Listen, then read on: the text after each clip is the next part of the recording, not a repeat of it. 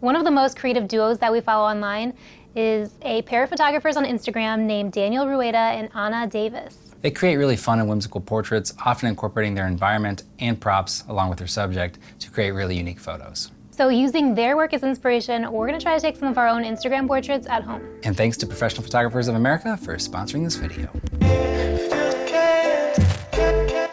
What we really like about this approach to photography is that it can be done pretty much anywhere with a limited amount of resources.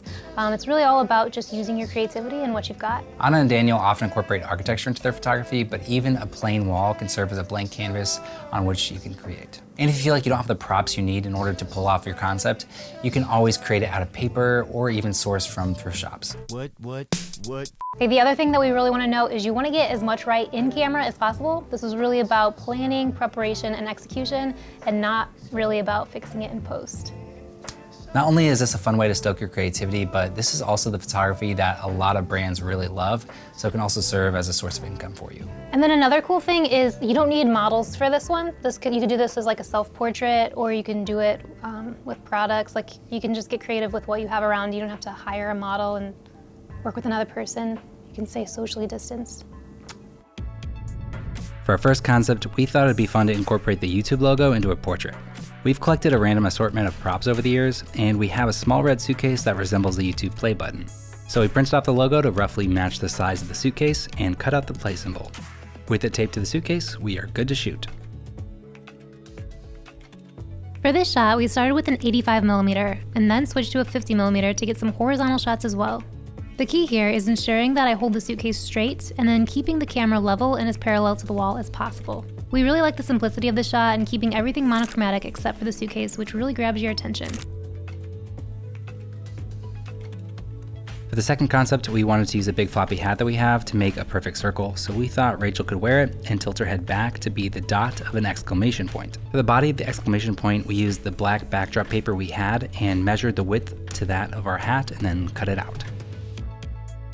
Originally, we were planning on having me sit on a stool, but our ladder wasn't tall enough for us to tape the paper where we needed it to be, so we decided to have me sit on the floor and then we taped it to the wall, trying to make it as straight as possible.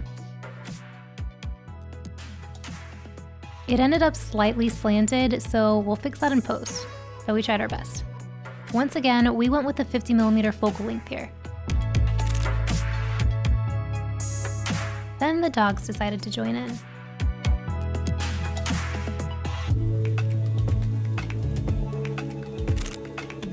Another thing to think about is how you can add another element to your concept to take it to the next level.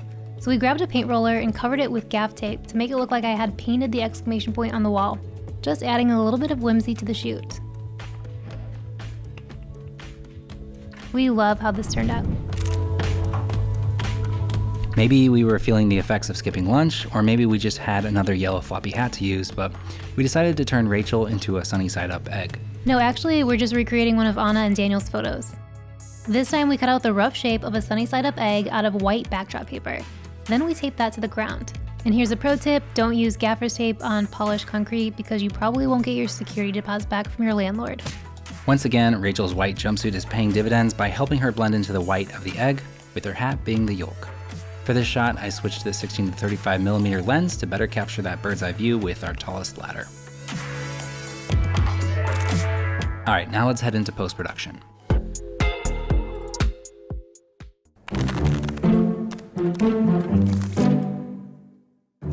¿Ha llegado algo bueno en el correo hoy? Echemos un vistazo. ¡Oh! Aquí está nuestra factura por arreglar nuestro lente, porque alguien olvidó renovar nuestro seguro. ¿Cuál es el daño? ¿No quieres saberlo? Veamos.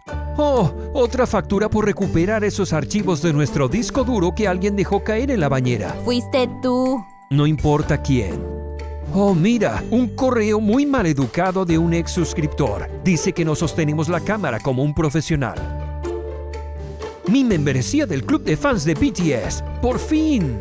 Oh, aquí están nuestros contratos de fotografía que pedimos. ¿Por qué no simplemente les enviaron un correo electrónico? Todos estos gastos de fotografía realmente se suman. Me gustaría que hubiera una organización para los fotógrafos como nosotros donde se cubran todos los imprescindibles que un fotógrafo necesita. Espera, olvidé que nos inscribimos en PPA como un par de genios. Tenemos hasta $15,000 de seguro de equipo, contratos gratuitos, recuperación de datos y una tonelada de otros recursos para pequeñas empresas. ¿Qué tal un video para mostrarte cómo sostener tu cámara correctamente? Tiene que haber uno en los más de 1,100 videos educativos que tiene la PPA. Apuesto a que conseguimos todo esto por una baja cuota mensual, ¿no? Claro que sí. Y usted también puede. Si hace clic en el enlace en nuestra descripción para unirse a la comunidad de más de 30,000 fotógrafos en Fotógrafos Profesionales de América. Last week we put out a video on our entire process for organizing and editing a photo shoot, so if you want to learn more about how we do that, we will link that in the description below. First, apply your overall edit in Lightroom. As usual, we're using our MS Portrait preset from our classic collection, but use whatever fits your style. Since our photo concepts generally just have one main color, we can boost the reds a little in this shot. Create deeper blacks in this one,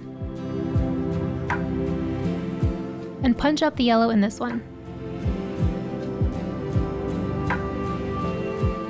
Also, if you didn't get your shot as parallel or as level as you wanted, head to the Transform tab. Here, you can use the Guided Upright tool to draw lines telling Lightroom what you want to be straightened out. Once you're happy with the basic edit and grade of your photo, right-click on your photo and choose Edit in Adobe Photoshop. Here we can do some minor touch-ups. For this shot, we want to remove the outlets, the photo in the corner, and clean up the wall a bit too. Since our wall is so minimal, we can draw a lasso selection around the outlets and hit Shift-Delete or Shift Backspace to bring up the fill option.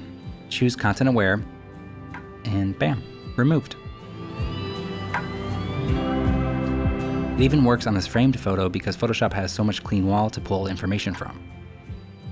To clean up any marks on the wall, we can use Content Aware again, or something like the Healing Brush tool. Just hold Option or Alt and click where you want to sample from. So a clean area of the wall, and then paint over the mark. We also have this smudgy part of the wall at the bottom. We'll draw a selection around it and go to Edit, Content Aware Fill. Photoshop will use anything painted green to pull from for Content Aware Fill, so let's paint out the baseboard, floor, and any part of Rachel, since we just want it to be a clean wall. Now we can click OK, and it's all cleaned up. For this photo, we'll clean up the wall with Content Aware again and remove the light. The exclamation point has some imperfections as well that we can fix. With the rectangular marquee tool, we can make a selection where we want the body of the exclamation point to be, and then invert the selection. Then we can just use the clone stamp tool to paint along the edges, cleaning up and straightening the exclamation point.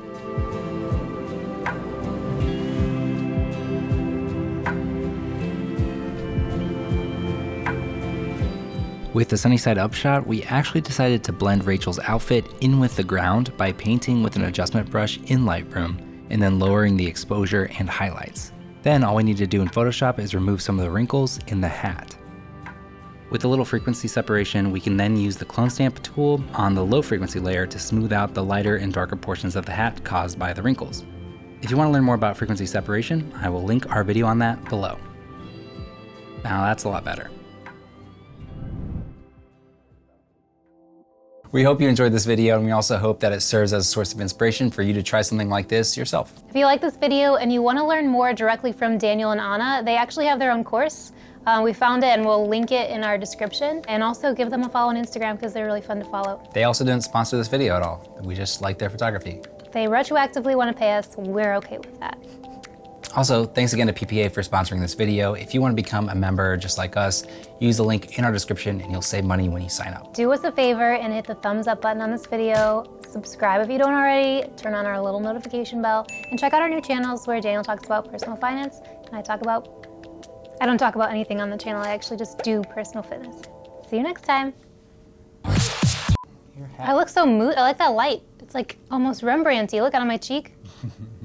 We look like we're going to a Steelers game if it was at the Kentucky Derby. Get my hat back.